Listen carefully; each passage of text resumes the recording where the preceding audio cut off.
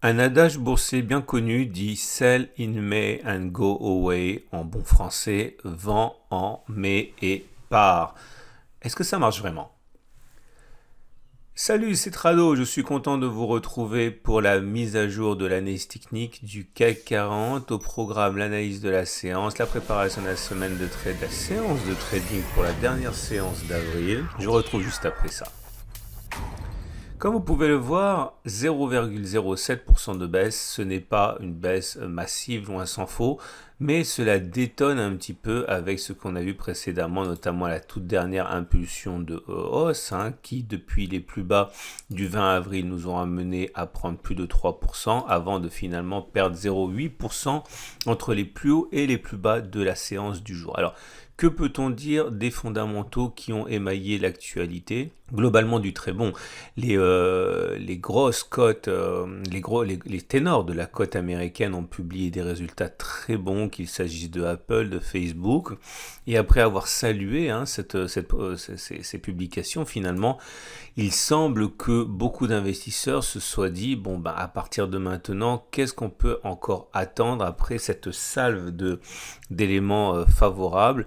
Plus grand chose, au contraire, on se retrouve dans une situation où la vulnérabilité aux mauvaises nouvelles est très importante. Et une mauvaise nouvelle, il y a eu avec de l'inflation peut-être au-dessus de ce qui était anticipé. Et entre les plus hauts et la clôture, on a abandonné quand même 0,80%.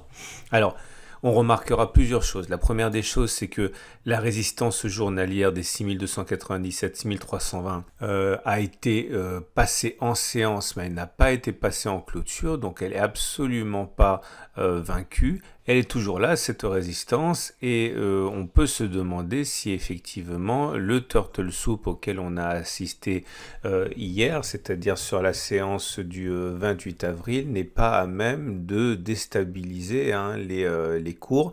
Je vous rappelle que l'idée est que l'on a fait un plus haut de 20 séances le 28 avril, on est allé plus haut que le précédent plus haut du 19 avril, on a néanmoins clôturé en dessous du précédent plus haut, ça s'appelle un turtle soup, il faut au moins 3 bougies entre les deux sommets, et aujourd'hui, encore une fois, cela semble militer pour un début de latéralisation, ou du moins une fin de hausse, on verra.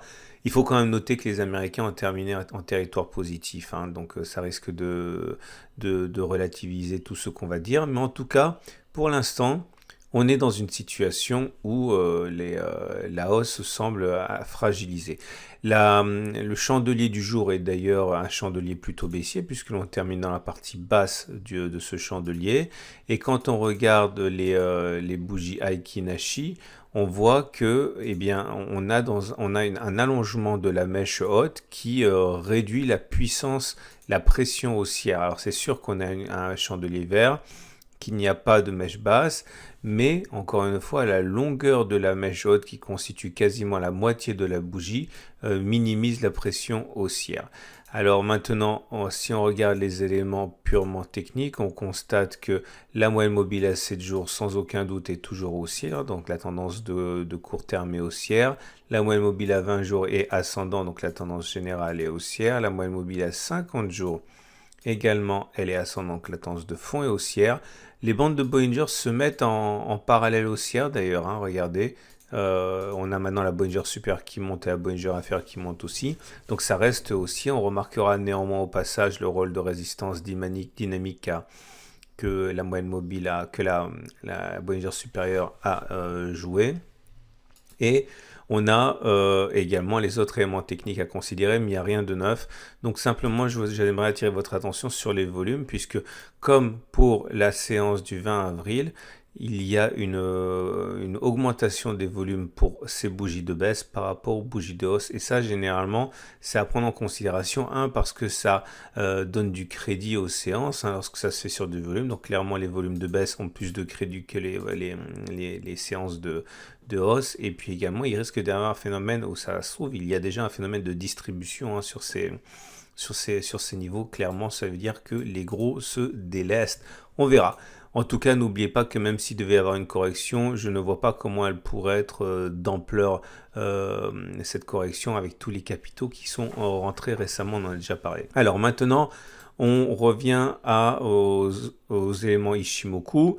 Et l'Ishimoku nous montre que ça reste paradoxalement encore plus haussier qu'hier, hein, puisque non seulement nous sommes au-dessus du nuage, au-dessus de la Kijun et au-dessus de la Tenkan, vous voyez, mais en plus nous avons les courbes de l'Ishimoku qui se mettent tout d'un coup à remonter, soit la Tenkan, la Kijun, la SSA et la SSB. Donc en fait c'est extrêmement haussier tout ça.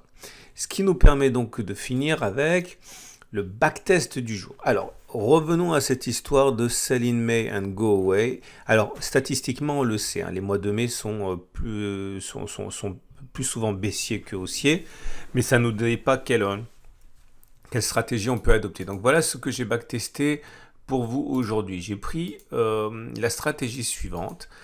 Au-delà du fait que le mois de mai soit généralement baissier, j'ai décidé de regarder avec vous ce qui se passait si on adoptait la stratégie qui consiste à spéculer le dernier jour du mois d'avril, donc là, la séance qui va ouvrir dans quelques heures pour vous.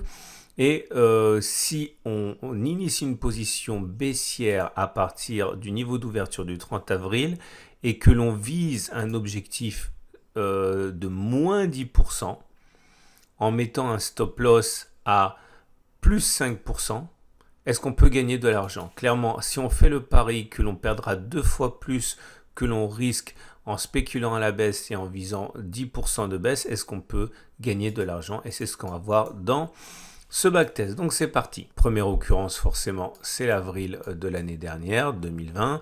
On voit que ça aurait fonctionné puisqu'on rentre en position ici le 30 avril.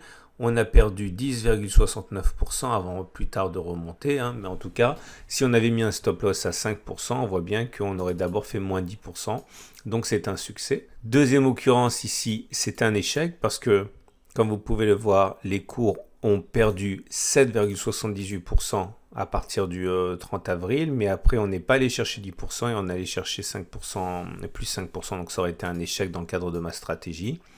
Là encore, un succès. Vous voyez, on est rentré le 30 avril, c'était sur cette bougie. On a fait plus 3,29, on n'a donc pas fait plus 5%, mais derrière, après, on a dégringolé, on a même perdu 17%. Ok, donc maintenant, on va dérouler. Je vous dis simplement de combien ça a progressé. Donc là, on a fait plus 33 avant de perdre moins 10. Là, on a fait moins 5,69, on a même fait plus, hein, en fait. Hein, Là, ne faites pas trop attention aux chiffres, parce qu'en fait, je les ai mis à titre indicatif, mais vous voyez, on a fait moins 12%. Avant de faire de remonter, donc ça marche aussi. Moins 8,74%.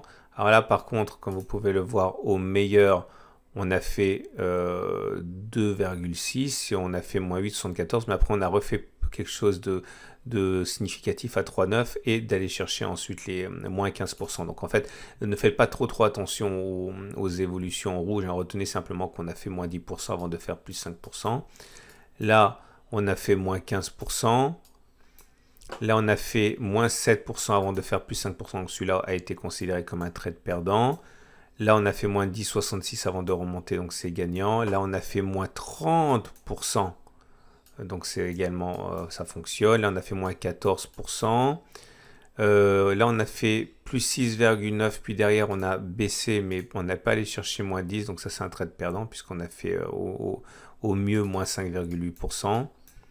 Là, on a fait moins 19,6%, moins 11%, moins 12%. Là, on a fait moins 1,5 avant de remonter et de faire plus 5, plus 10, plus 15. Là, on a fait moins 6 au mieux avant de repartir de l'avant, donc ça aurait été perdant aussi. Moins 5%. J'ai mis quand même ces variations pour que vous ayez une idée de ce que donne le mois d'avril, hein, le mois de mai. Hein. Moins 34%, moins 37%, moins 5,8% avant de remonter à plus de 5%. Là, pareil, moins 3% avant de remonter à plus 6%. Là, on est remonté directement à plus 6%. Plus 5%, on n'a rien fait, on est remonté tout de suite comme une flèche. Moins 8,88% au pire avant de remonter et faire plus 5%. Là, on a fait plus 4,99, mais on n'a pas fait plus 5. Et derrière, on a fait moins 10,77. Pareil, moins 14. Là, on a fait moins 4 avant de faire plus 5. Moins 19. Moins 10,42. Moins 28. Vous avez vu, hein, il y a quelque chose d'arbitraire dans mon choix de faire plus 10. Il fallait bien partir de quelque chose. Et ça y est, c'est l'origine du CAC 40 plus 5. Donc je suis remonté 32 occurrences en arrière, enfin toutes les occurrences possibles. Et sur ces 32 occurrences, en appliquant la règle de soit plus 10, soit moins 10, soit plus 5, on a 15 succès et 17 échecs. Mais étant donné que l'on gagne 2 fois plus quand on gagne que l'on ne perd quand on s'est trompé, eh bien ça reste un système qui est, au regard de ce qui s'est passé préalablement, rentable, puisque le taux de succès n'est que de 47%. Mais on a si on considère encore une fois arbitrairement qu'on risque de perdre 100 euros pour gagner 200 euros, vous voyez que 47 fois 200 euros, c'est plus que 53 fois 100 euros. Donc c'est un système qui est rentable avec un profit factor de 1,76. Autrement dit, en moyenne, vous risquez 1 pour gagner 1,76. Ce qui veut dire encore que si vous décidez demain matin à l'ouverture de parier sur le fait que l'on perdra 10%, vous avez plus de chances de vous tromper que d'avoir raison, puisque ça a fonctionné 15 fois, ça a échoué 17 fois, mais vous avez beaucoup plus à gagner si vous avez raison que vous ne risquez de perdre si vous avez tort. Donc ça fait un système qui est rentable. Bon, si vous voulez peaufiner, de toute manière, il faut partir du principe que le mois de mai, il n'est pas bon. Ok, après il faut transformer ça en setup et voilà, ça c'est une possibilité, mais évidemment c'est encore matière à peaufinement. Alors on termine avec les trades du jour et les trades du jour. Alors si vous êtes haussier, bon, vous pouvez partir du principe que alors, j'ai pas grand chose à vous proposer parce que la résistance étant extrêmement proche, on est déjà sur des difficultés, mais on avait backtesté l'indicateur inversé, c'était donné dans le backtest d'il y a 2-3 jours, je crois environ. Donc il est possible de trouver des backtests qui sont, qui sont à la hausse, mais je ne suis pas très confiant avec l'idée de vous faire acheter quelque chose alors qu'on est au pied d'une résistance. Mais si vous voulez chercher quelque chose qui est dans votre sens, encore une fois, il y a un backtest qui a bien fonctionné, c'était il y a pas celui d'hier, mais celui d'avant-hier, je crois. Et par contre, si vous voulez spéculer à la baisse, vous pouvez par exemple faire ce backtest du mois de mai et vous aurez peut-être matière à trouver votre bonheur. Quant à moi, vous le savez, j'ai acheté une demi-position vendeuse, c'était ici. J'ai acheté ma deuxième position vendeuse ici. J'ai mon stop loss qui est là. Je vise un retour sur le support journalier. Est-ce que ça va marcher? Est-ce que ça va pas marcher? Je n'en sais rien. Mais en tout cas, voilà, je suis déjà en position et on verra ce qui se produit. Je vous souhaite une excellente journée et je vous dis à demain pour la mise à jour.